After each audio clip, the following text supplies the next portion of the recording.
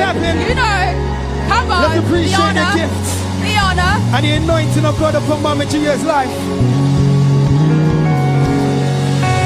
Still looking sweet after all these years.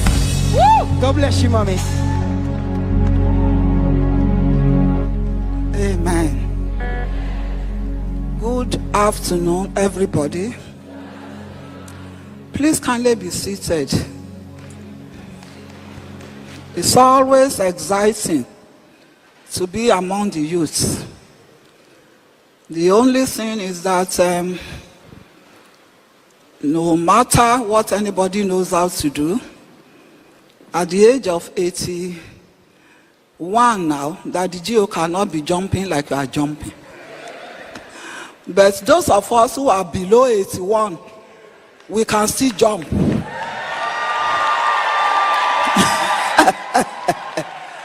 So we rejoice with you, and today God is doing a new thing entirely. That is the FOL for the youths. I think we should clap for the Lord. It's a new thing indeed. And as I'm rejoicing with you, I would like you to know that opportunities never wait for anybody. This is an opportunity of life that you have to meet with God, even in your excitement, in your strength.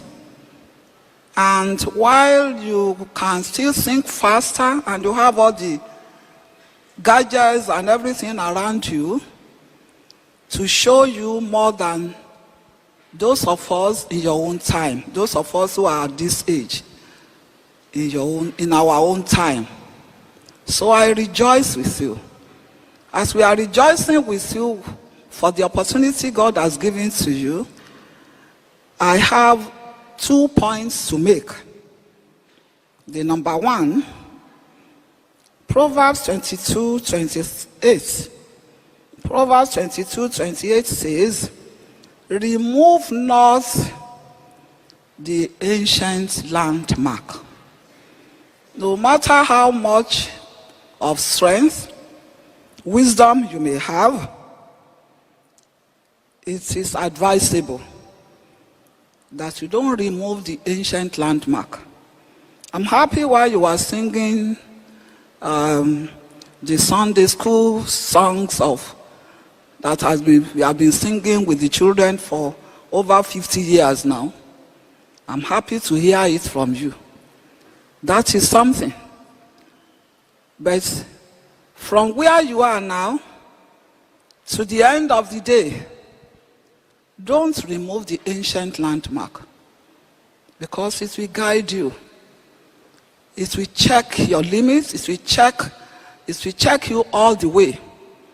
And it will not allow you to derail. Therefore, you should maintain your lane. Tell your neighbor, please maintain your lane. I hope you understand what is a lane. Tell your neighbor, right and left, please maintain your lane. This is very important. You don't maintain your lane, you will be disqualified at the end of the race. Whoever knows anything, whoever knows how to do anything now, do it within the grace of God and the power of holiness. You can't say because you know how to sing and you go and be wearing all the clothes that can expose every part of your body that God has protected from being seen, and you say, oh, you are a holy singer. Nobody will listen to you. Even if people listen to you and they dance with you, God will not accept that sacrifice. And whatever God does not accept is a waste of time. So please maintain your lane. We are happy to see you growing. The Lord that has kept you thus far will keep you to the end of the day. The second thing is that as you are catching the fire, please don't let the fire die. It's not good. We have seen it in our own little time as parents to you. We have watched some people growing in the Lord. They were very hot when they started, but along the way, the fire died. And it is not always easy after the fire has died and you begin to look for firewood again. It's not good enough. It's not always easy. So whichever fire you are catching right now, please just keep going in the strength of that fire, which is the fire of the Holy Ghost. I was trying to give testimony to some people while we were in the choir. I was in the choir for 15 years solidly. And one day the founder told all of us after service at the vestry, he said, how many of you have received the power of the Holy Ghost? And you have been speaking in tongues. All of you will look at ourselves, only 6 people out of about 30-something of us. Nobody had an idea. We were only reading it, and the Holy Ghost had come upon you. There was no teaching on how to receive the fire and how to receive the power. But thank God, because those of us who were so thirsty, because the moment they said you should step down from the altar not to sing, it's very shameful in those days. When you are given any, you are given any punishment, so to say you are not coming to this section again. You have to step down. We were so sad. So thank God, on our rack at the library, I saw one book written by Gordon Lisdey on Receive the Holy Ghost. I took hold of it. I read it as if I was eating my food, because I placed myself on 3-day fasting. In the middle of the night, I bursted into tongues. God himself baptized me with the power and the fire. And ever since, he has kept me in that fire.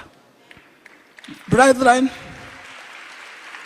don't let the fire go out. Stay in the fire. The more you stay in the fire, the more you shine.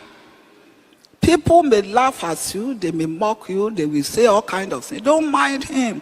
Don't mind her. Don't know what's happening to her. She's still, they are the redeem. In those days, they call us redeem. If you are not redeem, what will you be? So, my beloved children, we are rejoicing with you for what God is doing in your lives. Don't forget, don't remove the ancient landmark, and please maintain your lane and bask in the fire of the Holy Ghost. The Lord will keep you going. You will finish well. In your own time, the expectation of God over your lives, you will not cut it short, and you will make God happy. God bless you. Happy FOL.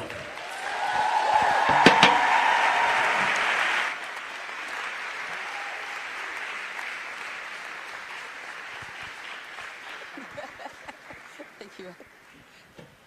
Please Make give some it noise up for Mommy G.